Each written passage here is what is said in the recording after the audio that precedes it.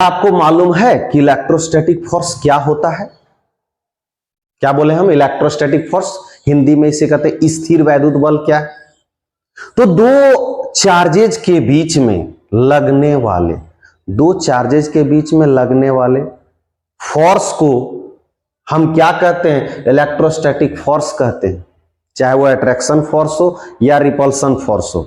लेकिन ध्यान रहे, दो चार्जेज के बीच लगने वाला बल है, लेकिन जब चार्जेज रेस्ट में रहते हैं तब, जब दो चार्जेज हैं और यदि रेस्ट में है तो उसके बीच में या अट्रैक्शन फोर्स लगे या रिपल्सन फोर्स लगे, उस फोर्स को हम लोग इलेक्ट्रोस्टैटिक फोर्स कहते हैं।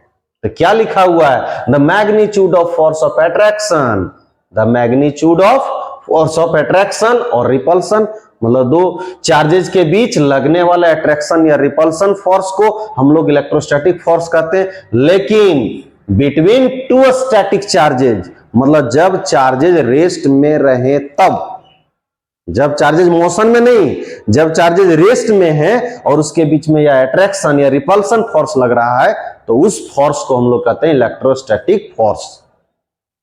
फिर से देख लीजिए, the magnitude of force of attraction और repulsion between two static charges, दो स्थिर चार्जेज के बीच लगने वाले चाहे तो अट्रैक्शन या रिपल्सन फोर्स के मैग्नीट्यूड को हम लोग इलेक्ट्रोस्टैटिक फोर्स कहते हैं।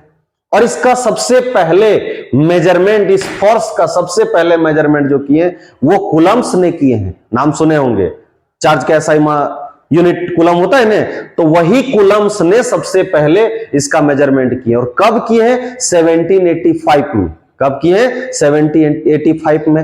और किसके थ्रू किए, किसके हेल्प से किए हैं? तो टॉर्सन बैलेंस, जो तुल्ला होता है ना, तराजू जिसे कहते हैं, तो टॉर्सन बैलेंस के द्वारा ही मेजरमेंट किए। किसका? इलेक्ट्रोस्टैटिक फोर्स का।